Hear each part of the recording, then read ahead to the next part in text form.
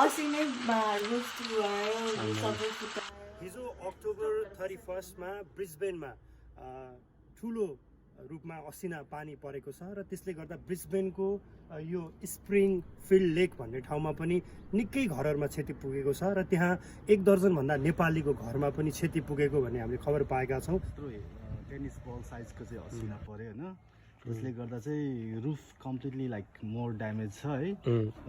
Most of the ठाउँमा चाहिँ होलहरू छ, त्यो टाइल्सहरू चाहिँ ब्रेक भएर, त्यसले गर्दा भित्र चाहिँ पानी मजाले छिरेको छ।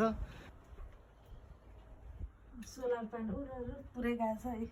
पानी छिरेर चाहिँ भित्रको इन्टरनल प्लाई बोर्डहरू चाहिँ माथि सिलिङ बोर्ड चाहिँ हुन्छ नि, कतै चर्किने कतै चाहिँ खस्ने टाइपको भइरहेको छ।